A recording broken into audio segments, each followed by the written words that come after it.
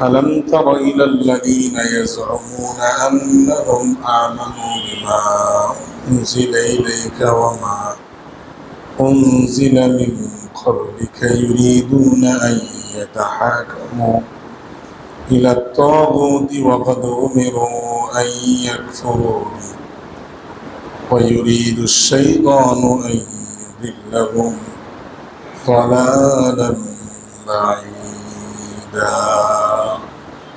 صدق الله العظيم الحمد لله আল্লাহ রাব্বুল আলামিন আমাদেরকে একটি বরকতপূর্ণ মজলিসে বসার মতো আসার মতো তৌফিক দান করেছেন। কোরআনের মজলিস, যে জায়গায় কোরআনের আয়াত আলোচনা হয়, রব্বুল আলামিনের বাণীগুলা আলোচনা করে করে তার অর্থ, তার ব্যাখ্যাগুলি মুযাকারা করা হয়, আলোচনা করা হয়। এরকম একটি ব্যবস্থা যে আল্লাহ আমাদের জন্য রেখেছেন এই মসজিদে, সেজন্য শুকরিয়া আদায় করা দরকার। আমরা শুকরিয়া আদায় করি আলহামদুলিল্লাহ। নিজে একা একা যারা আমরা নিয়মিত তাফসির শুনি, কোরআন আলোচনা শুনি, হয়তো অনেক আলেমও এমন আছে যারা পুরা কোরআন শরীফ এভাবে বারবার পড়া শোনার তৌফিক হয়। আলেম হয়েছে ঠিক, কিন্তু কোরআনের তর্জমা পড়া শোনা সৌভাগ্য হয় না, এরকম আছে। তো আমরা যারা জনসাধারণ আছে, আমাদের জন্য তো আরো এটা অনেক কঠিন। যাই হোক, এরকম একটা উদ্যোগ যেখানে আছে, সেজন্য শুকরিয়া আদায় করা প্রয়োজন, এটাকে গুরুত্ব দেওয়া দরকার। যাই হোক, আমরা গত সপ্তাহে সূরাতুন নিসার 59 নম্বর আয়াত পর্যন্ত আলোচনা করেছিলাম। আজকে আলোচনা হবে সূরা নিসার 60 নম্বর আয়াত থেকে যে কয়েকটি আয়াত পারা যায় আলোচনা। আল্লাহ রাব্বুল আলামিন এই আয়াত এবং সামনের আরো 3-4টা আয়াত, এই আয়াতগুলা কিছু মুনাফিকদের উদ্দেশ্যে এই আয়াতগুলা নাজিল করেছে। আল্লাহ রাব্বুল আলামিন বলেন, আলাম তারা ইলাল্লাযীনা ইয়াজউমুনা আন্নাহুম আমানু বিমা উনজিলা ইলাইক। হে নবী, আপনি কি দেখেন না ওই সমস্ত ব্যক্তিদেরকে যারা দাবি করে যে তারা আপনার উপরে যে কিতাব নাজিল করেছি এটার উপরেও তারা ঈমান এনেছে, ওমা উনজিলা মিন ক্বাবলিক, এবং আপনার পূর্বে যে সমস্ত কিতাব নাজিল করা হয়েছিল, তাওরাত, জাবুর, ইনজিল ইত্যাদি আসমানি কিতাবগুলিতেও তারা ঈমান এনেছে। কিন্তু ঈমান তো আনছে, আনার পরেও ইউরিদুনা আন ইয়াতাহাকামু ইলাত তাগুত, তারা ইচ্ছা করে তাদের বিচার কাজগুলা তাগুতের সামনে পেশ করার জন্য। তাগুত শব্দের শাব্দিক অর্থ হলো কঠিন অবাধ্য, কঠোর অবাধ্য, ঘুর অবাধ্য, তাকে তাগুত বলে। তাগুত শব্দ দ্বারা শয়তান উদ্দেশ্য হয় কোরআনের বিভিন্ন জায়গায়, কিন্তু এই জায়গা দ্বারা তাগুত দ্বারা উদ্দেশ্য হলো ইহুদিদের বড় বড় কয়েকজন পণ্ডিত, অর্থাৎ আল্লাহ রসুলের কাছে, আল্লাহ রসুলের উপরে ঈমান আনছে ঠিক আছে, কিন্তু ফায়সালার জন্য আল্লাহ রসুলের কাছে আসে না। তারা ফায়সালার জন্য চলে যায় ইহুদিদের বিভিন্ন সরদারের, তারা ইচ্ছা করে যে তারা ওই জায়গায় বিচার নিয়ে যাবে, অথচ তারা বলে তারা ঈমান আনছে। আল্লাহ রসুলের উপরে যদি ঈমান আনে তাহলে আল্লাহ রসুল কিন্তু বিচার, তাহলে বিচার, যাবতীয় বিচার, একেবারে পারিবারিক বিচার থেকে নিয়ে রাষ্ট্রীয় যত প্রকারের বিচার আচার আছে এগুলো রাসূল করতেন, এবং ইমানদাররা বিচার দিত আল্লাহ রসুলের কাছে। কিন্তু কিছু ইমানদার ছিল, এরা মুখে বলতো যে আমরা ঈমান আনছি, কিন্তু বিচারের বেলায় আল্লাহ রসুলের কাছে যেত। সুবিধাবাদ জিন্দাবাদ, যে জায়গায় তার পক্ষে বিচার হবে ওই জায়গায় যেত। আল্লাহ রাব্বুল আলামিন বলেন, অথচ ওয়াকাদ উমিরু আন ইয়াকফুরু বিহি, অবশ্যই তাদেরকে আদেশ দেওয়া হয়েছে না করার জন্য। এটা অর্থাৎ আল্লাহ রসুলের সিদ্ধান্ত মেনে নিতে হবে, অন্য কারো কাছে যাওয়া যাবে না। আর শয়তানও চায় মানুষদেরকে একেবারে পূর্ণাঙ্গ ভালোভাবে কি করতে, গুমরাহ করতে। ويريد الشيطان أن يضلهم ضلالا بعيدا। শয়তান ইচ্ছা করে একেবারে ভালোভাবে দৃঢ় সুদূর প্রসারিত গুমরাহ করার জন্য। এই কয়েকটি আয়াত বোঝার জন্য এই আয়াতগুলোর শানে নজুল সম্পর্কে একটু আলোচনা করতে হবে। তাফসিরে মারিফুল কোরআন আল্লামা শফি আলাইহির রহমা ও রুহুল মানি সহকারে বিভিন্ন কিতাবে এটা শানে নজুল লেখা আছে। দুইটি ঘটনা লেখা আছে এটা। তার মধ্যে একটি ঘটনা খুব প্রসিদ্ধ এবং এই ঘটনাটাই বেশি আলোচনা আছে অধিকাংশ তাফসিরের কিতাব। একজন মুনাফিক, তার নাম ছিল বিশর। সে এবং তার ইহুদিদের আরেকজন ইহুদি, তারা দুইজন হয়তোবা জমি সংক্রান্ত একটা বিষয় নিয়ে ঝগড়ার বিবাদ দেখা দেয়। এখন বিশর মানে মুনাফিক, মানে সে মুসলমান। মুনাফিক তো এটা আল্লাহ তাআলা বললে পরে না বোঝা গেছে সে মুনাফিক, কিন্তু এমনি উপরে লেবাস, টুপি, দাড়ি, ইমান, নামাজ, কালাম সব ঠিক আছে মুসলমান। ইহুদির সঙ্গে যখন নাকি ঝগড়া হইল, তখন ইহুদি বলতেছে ঠিক আছে, এটা সঠিক বিচার করবে রাসূলুল্লাহ সাল্লাল্লাহু আলাইহি ওয়াসাল্লাম। ইহুদি বলতেছে আল্লাহ রাসূলের কাছে বিচার দেওয়ার জন্য। কিন্তু যে মুসলমান নামক যে মুনাফিক এখানে, সে বলতেছে না। ওই যে ইহুদিদের সর্দার কাব ইবনে আশরাফ বলতেছে তার কাছে বিচার নিয়ে যান। দেখেন, সে মুসলমান হিসেবে বিচার দেওয়ার দরকার ছিল কার কাছে? আল্লাহ রাসূলের কাছে। কিন্তু সে চাইতেছে বিচার দিতে কার কাছে? ইহুদিদের কাছে, ইহুদির সর্দারের কাছে। অথচ ইহুদি লোকটা চাইতেছে আল্লাহ রাসূলের কাছে কি দিতে? বিচার। তার কারণ কি? ইহুদি লোকটা জানে যে আমি ন্যায়ের উপরে আছি, আর আল্লাহ রাসূলের কাছে বিচার দিলে এটা ন্যায়সঙ্গত বিচার হবে। এই বিশ্বাস কার? ইহুদির। আর মুসলমান নামে যে মুনাফিক, তার বিশ্বাস হলো সে নিজেও জানে যে আমি অন্যায়ের উপরে, তা আল্লাহ রাসূলের কাছে গেলে তো ন্যায়সঙ্গত বিচার হবে, আমার পক্ষে ফয়সালা হবে। এই জন্য সে যদি ইহুদি, তাহলে তাদের সর্দারের কাছে বিচার নিয়ে যায়। তর্ক বিতর্ক করতে করতে শেষ পর্যন্ত ফয়সালা হলো যে আল্লাহ রাসূলের কাছে বিচার নিয়ে যাওয়ার জন্য। আল্লাহ রাসূলের কাছে বিচার নিয়ে গেল। নিয়ে যাওয়ার পরে আল্লাহ রাসূল ফয়সালা করেন। তাদের দুজনের আলোচনা শোনার পরে, পর্যবেক্ষণ করার পরে বুঝলেন যে এই জমিটা মূলত ইহুদির পক্ষে ফয়সালা দিলেন। এই যে বিশির নামক মুনাফিক, সে এটাতে সন্তুষ্ট না, অথচ সে মুসলমান দাবি করে। সে এই ফয়সালার কি না সন্তুষ্ট না। সে বলল না, এই বিচার হয় নাই, তো কি করা যায়? সে ইহুদিকে নিয়ে, উমর রাদিয়াল্লাহু তাআলা আনহু যেহেতু ইহুদিদের সম্পর্কে, কাফেরদের সম্পর্কে খুব কঠোর, এই জন্য চিন্তা করলো, মুনাফিকের চিন্তা করলো যে এর নিয়ে উমর রাদিয়াল্লাহু তাআলার কাছে যায়। তো উনি তো ইহুদির নাম শুনিয়েই ক্ষিপ্ত হয়ে যাবেন এবং তার একটা ফয়সালা হয়ে যাবে। কাফের যেহেতু দেখতে পারে না, তাহলে বিচারটা উমর রাদিয়াল্লাহু তাআলার কাছে দুজন নিয়ে গেল।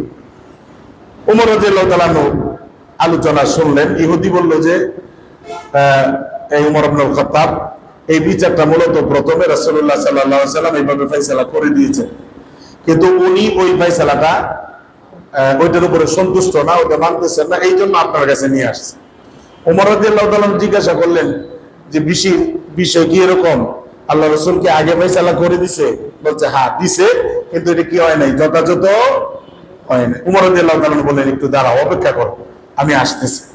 উনি ভিতরে গেলেন, গিয়ে তরবারি আনিয়া ওর মাথাটাকে শরীর থেকে আলাদা করে দিলেন এবং বললেন যার জন্য আল্লাহ রাসূলের ফয়সালা যথেষ্ট নয়, তার ফয়সালা এটাই।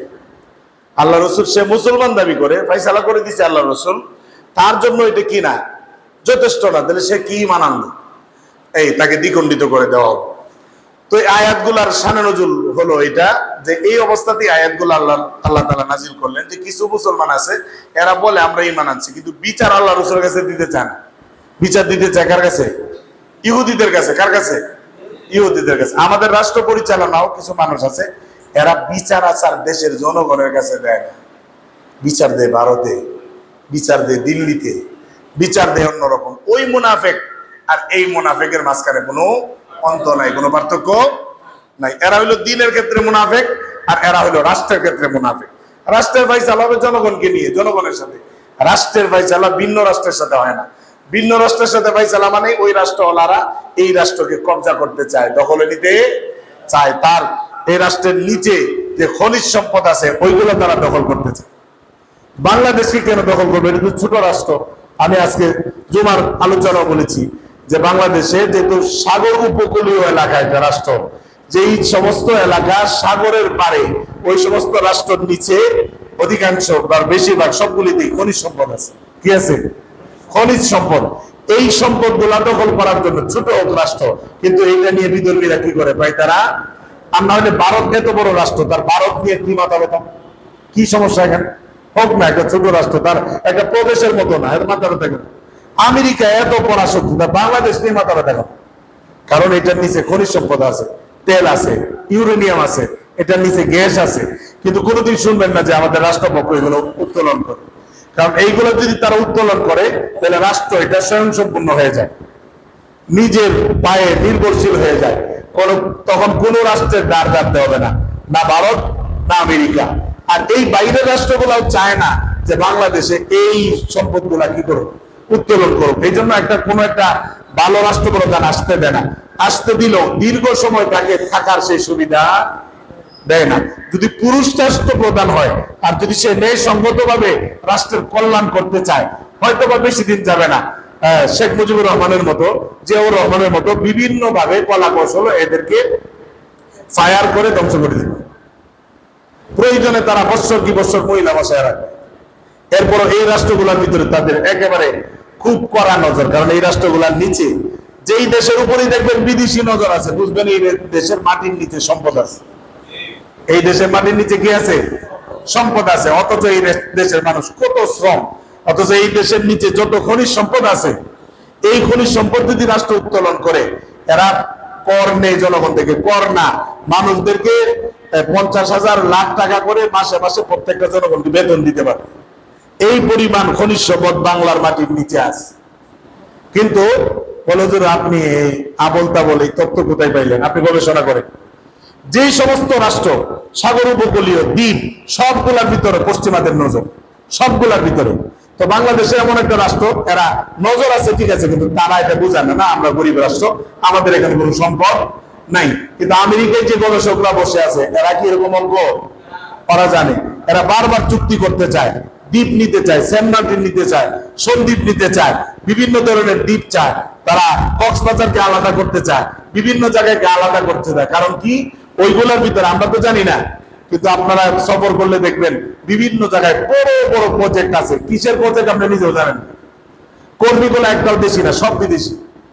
তো এই যে বড় বড় প্রজেক্ট গুলা বিদেশিদেরকে দিয়ে দিল, ভিতরে কি হয় জানার অধিকার জনগণের নাই। অথচ আমার রাষ্ট্র ভিতরে কি হয়, ওই খনিজ সম্পদ গুলা এগুলা তারা ট্রান্সফার করে ওই জায়গায়।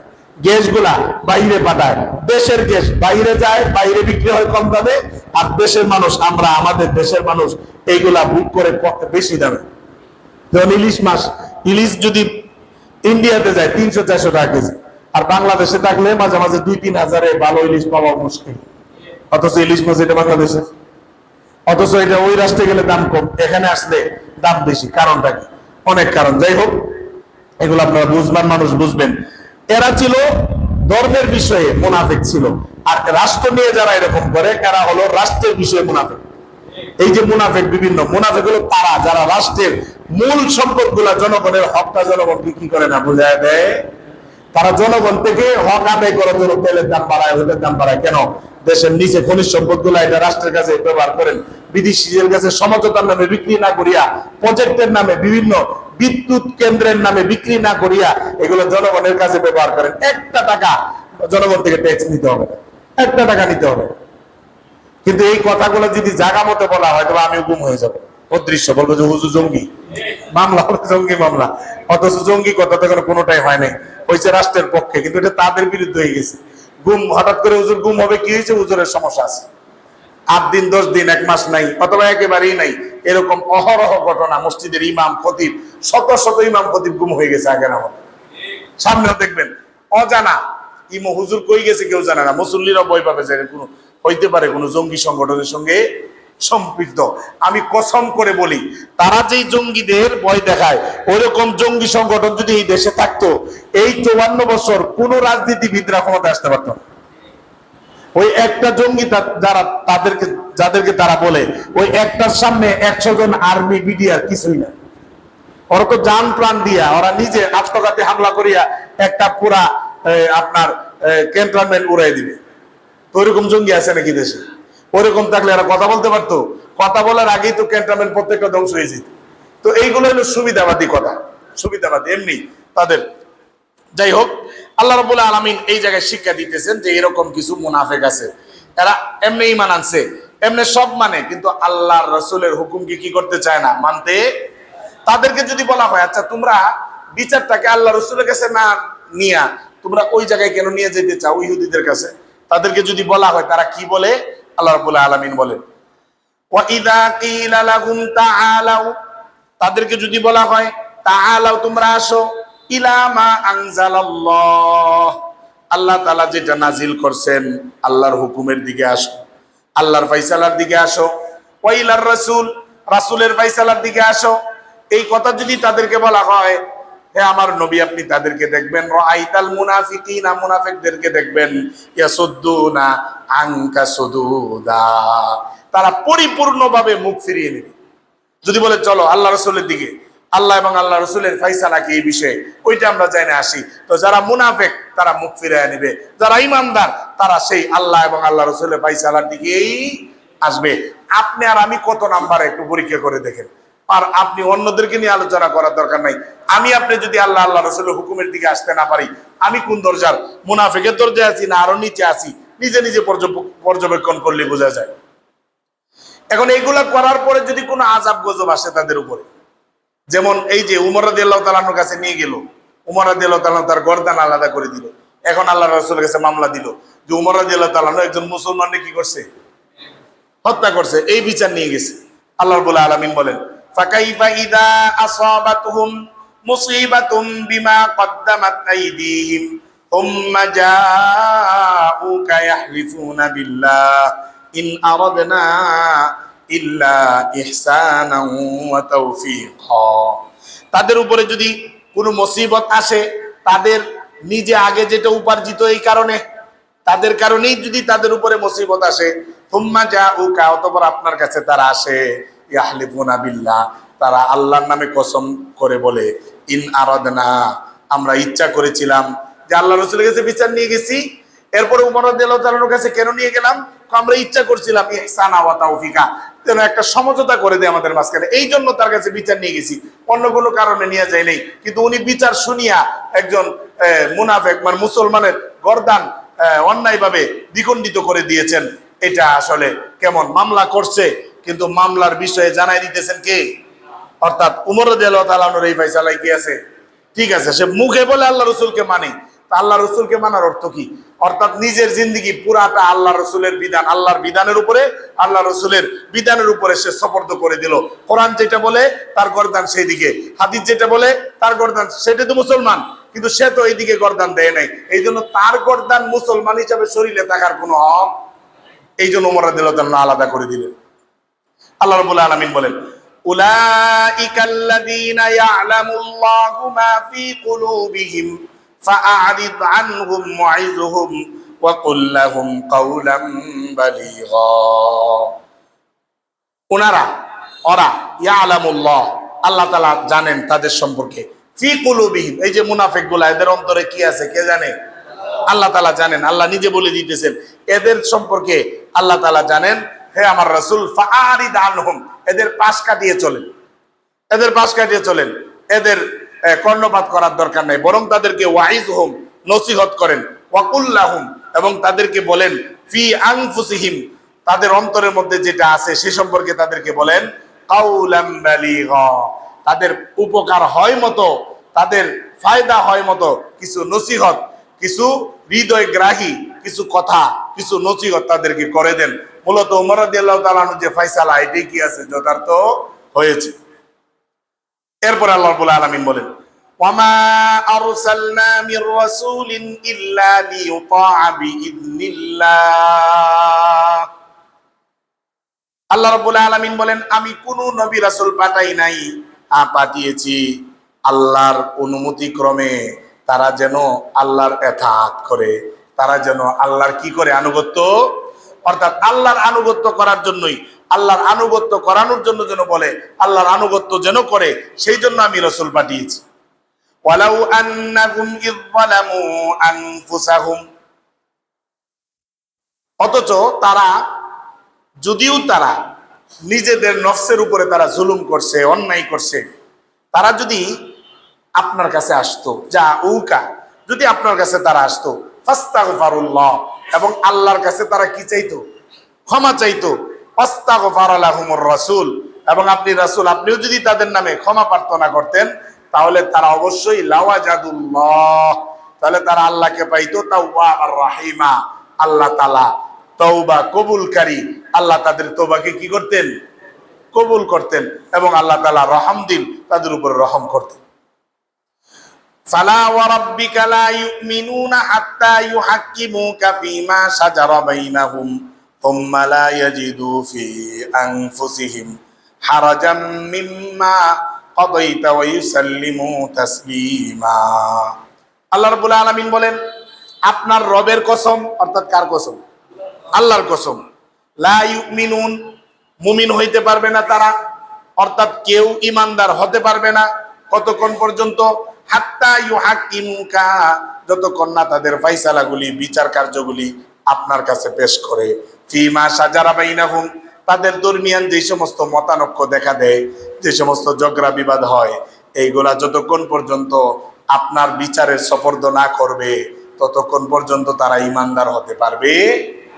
তো এখন তো রাসূল নেই, তো এখন আপনার বিচার কার্য হবে কোরআন এবং হাদিসের সামনে। কোরআন হাদিস আপনার এই বিষয়ে কি বলে? যদি পাক্কা মুসলমান হয়, কোরআন হাদিস তার মনের বিরুদ্ধে গেলেও, তার ফায়সালার বিরুদ্ধে গেলেও সে খুঁজে খুঁজে তালাশ করবে এই বিষয়ে কোরআনের ফায়সালা কি, এই বিষয়ে কোরআনের ফায়সালা কি, হাদিসের ফায়সালা। আর যদি ঈমান ওই মুনাফিক মার্কা হয়, তাহলে তার বিষয়টা কোরআন হাদিস দিয়ে জাজ করবে না, পর্যবেক্ষণ করবে না, যাচাই বাছাই করবে না, বরং সে যেখানে সুবিধা ওই জায়গায় যাবে। যেমন অনেক মাসালা আছে, দেখে যাচ্ছে এটা হানাফি মসজিদ, হুজুরে কি ফায়সালা দিবে, ওই হুজুরে, আমার মন মতো কোনটা হবে, ওই হুজুরেরটা, বাস ওইখানে যাও। আমার মন মতো কোনটা, এই হুজুরের ফতোয়া, এই হুজুরের কাছে। এরকম সুবিধাবাজ আছে না নাই? আছে। তো এইটা আগেও ছিল, মানে সুবিধা মতো দিন, কিন্তু সুবিধা মতো না। দিন হতো আল্লাহ এবং রাসূলের মতে। দিন হবে কোন মতে? আল্লাহ এবং রাসূলের মতে। যখন আপনার মত হবে, তখনই আপনার জন্য জান্নাতের পথ সহজ হবে, আর তখনই আপনাকে ঈমান বলা হবে, মুসলমান বলা হবে। মুসলমান শব্দের অর্থই তো এটা। কবি তো খুব সুন্দর বলেছেন, মুসলমানি বুয়াতে গারদান নাহাদন এনানে খুদবদস্তে খাজদাদন। মুসলমানি হলো নিজের জিন্দিগির লাগাম যেটা আছে, এটা অন্যের হাতে দিয়ে দেওয়া। মানে আমার জিন্দিগিটা পরিচালনা করব, নীতিমালা হবে কোরআন, নীতিমালা হবে হাদিস, এটাই হলো মুসলমানের পরিচয়। এই জন্য আগে দেখা যাইত, এখন তো এটা কম। আগে বিভিন্ন মানুষ দিনের পথে আসলে একটা আলেমের সোহবতে যাইতো, আলেমের সোহবতে, এমনকি দাওরা ফারেক হওয়ার পরেও, আলেম হওয়ার পরেও 1-2 বছর একজন বড় শায়েখ নির্ধারণ করতেন, যার সোহবতে কিছু সময় কাটাবেন এবং তার সোহবতে গিয়ে নিজের ইসলাহ করবেন, এরকম আলেম খুঁজে বাহির করতো। এখন আলেমও এরকম পাওয়া যায় না, খুঁজা সোহবতেও কেউ যায় না, আলেমেরও প্রয়োজন হয় না। অথচ এটা প্রত্যেকের জন্য জরুরি, আলেমের জন্য, জালেমের জন্য, সাধারণ মানুষের জন্য, বিআইপিদের জন্য আলেমের সংস্রব, একজন হক্কানি রব্বানি একজন আলেমের সোহবত প্রয়োজন, যেন তার সোহবতে তাকিয়া কিছু সময় কাটাইয়া দৈনন্দিন দিন জিন্দিগি কিভাবে কাটাইতে হয় ওইটা যেন তার কাছ থেকে শিখতে পারে। আর একটা মানুষ যখন একটা মানুষের সোহবতে থাকে, তখন তার যে সমস্ত আমলি প্রভাব আছে অটোমেটিক তার কাছে চলে আসে। আপনি এক বন্ধুর সাথে থাকেন, আপনি জীবনেও কোনো সময় নেশা করেন না, বিড়ি সিগারেট কোনোদিন হাত দেন নাই, কিন্তু 5 জন এমন বন্ধুর সঙ্গে চলেন, প্রত্যেকেই মোটামুটি টানাটানিতে তারা লিপ্ত থাকে। আপনি কয়দিন বাঁচবেন? 1 মাস, 2 মাস, একদিন মনে যাবে যে একটু টান দিই। যারা এইভাবে টানাটানি করেন, মাফ করবেন আমাকে, এরা দেখবেন প্রাথমিক অবস্থাটা এরকমই ছিল, যে একজন আপনাকে বলে যায় নিয়ে আসো, আনতে আনতে বিড়ি সিগারেট আনে, আনতে আনতে অভ্যাস হয়ে গেছে। সে মাঝখানে একবার বলে কি আনিয়ে তো দামি সম্পদ, একবার একটা টান দিয়ে দেখি, তারপর বললো যে একটু বিড়িটা জ্বালায় দেও বা একটু এটাকে ধরায় দেও। এইভাবে অভ্যাস হলে পান নিয়ে আসে, আনতে আনতে আনতে আনতে পান, জর্দা, এগুলার অভ্যাস হয়। তো এইগুলা সোহবতের কারণে। আমলের অভ্যাসটাও কিন্তু এরকম। একজন আল্লাহওয়ালার সোহবতে থাকলেন, একজন আলেমের সোহবতে তার সংস্রবে যখন থাকবেন তখন দেখা যাবে তার আমলিয়তের যে প্রভাব, তার কথাবার্তার যে প্রভাব, তার মুআমালাত মুআশারাত, মানুষের সঙ্গে কথাবার্তা কিভাবে বলে, আলেমের সঙ্গে আপনি আসেন, একজনের সঙ্গে কথা কিভাবে বলে, সে উযু ইস্তিনজা কিভাবে করে, তার ঘুমটা কেমন হয়, তার দৈনন্দিন জিন্দেগিটা কেমন, এটার একটা প্রভাব এই যে যার সোহবতে আমি আসি ওইটা প্রভাব কিন্তু আমার কাছে আসবে, এটার প্রভাব আমার কাছে আসবে। এই জন্যই আলেমের সংস্রব এটা খুব জরুরি জিনিস, খুবই জরুরি। সাহাবায়ে কেরাম শুধুমাত্র কোরআন শিখেন নাই, কোরআন এটা প্র্যাকটিক্যালি নিজের ভিতরে আসার জন্য আল্লাহ রসুলের দরবারে সময় দিতেন, ওইখানে অক্ষ হয়ে থাকতেন। কিছু সাহাবায়ে কেরাম তো ছিল সবসময় আল্লাহ রসুলের সাথে থাকতেন, আল্লাহ রসুল যেখানে তারাও সেখানে। আর কিছু মানুষ ছিল দূরে দূরে থেকে আসতো, এরা বছর একটা সময় বের করে আসতো, এরা সময় বের করে এতটুকু সময় নিয়ে আসতো, আল্লাহ রসুলের সোহবতে থাকতো, সময় কাটাইতো, কিছু আমল শিখতো, কিছু নসিহত নিয়ে যাইতো, এরপরে গিয়া তাদের এলাকার মধ্যে এরকম দাওয়াতি কার্যক্রম করতো। তো আমাদেরও দরকার এরকম সোহবতে আসা। এই যে কোরআনের তাফসিরে বসি, এটাও কিন্তু একটা সোহবত, কারণ আমি তো উল্লেখযোগ্য সোহবত দেওয়ার মতো কেউ না, কিন্তু কোরআনের আয়াতগুলা এগুলো প্রত্যেকটাই নূর, প্রত্যেকটা হেদায়েত। এই কমপক্ষে এই আধা ঘন্টার যে সাপ্তাহিক একটা সোহবত, এটাও কিন্তু এলাকাবাসীর জন্য জরুরি, যে একটা কোরআনের সংস্রব, এটা কোরআনের আয়াত, তার ব্যাখ্যা। যাই হোক, আল্লাহ রাব্বুল আলামিন বলেন কোন ব্যক্তি ইমানদার হইতে পারবে না যতক্ষণ না তার ফাইসালা এবং তার দৈনন্দিন যত ইখতিলাফাত হয় এইগুলার ফাইসালা যতক্ষণ না আপনার কাছে সুপর্দ করবে, আল্লাহ রসুলের কাছে যতক্ষণ নিয়ে না আসবে, ততক্ষণ পর্যন্ত একটা ব্যক্তি ইমানদার হতে পারবে। তাহলে শুধু নামাজ পড়লে ইমানদার হওয়া যাবে? শুধু রোজা রাখলে ইমানদার হওয়া যাবে? শুধু টুপি দাড়ি ইমামতি করলে ইমানদার হওয়া যাবে? না না, রসুলের ফাইসালা, রসুলের যে সমস্ত বিধান, আল্লাহর যে সমস্ত বিধান, এগুলা পূর্ণাঙ্গ রূপে যখন আপনি মানবেন তখন আপনি পূর্ণাঙ্গ মুমিন হবেন। যখন পূর্ণাঙ্গ আপনি মানবেন না তখন আপনি পূর্ণাঙ্গ ইমানদার দাবি করতে পারবেন। এটি কোরআনের ফয়সালা। আল্লাহ এবং আল্লাহ রসুলের যে আদর্শ, যে হুকুম আকাম, এগুলো যদি আপনি পূর্ণাঙ্গ রূপে মানেন তাহলে আমি পূর্ণাঙ্গ মুসলমান। আর যদি আমরা পূর্ণাঙ্গ রূপে না মানি তাহলে আমরা পূর্ণাঙ্গ রূপে কিনা মুসলমান বা মুমিন নয়।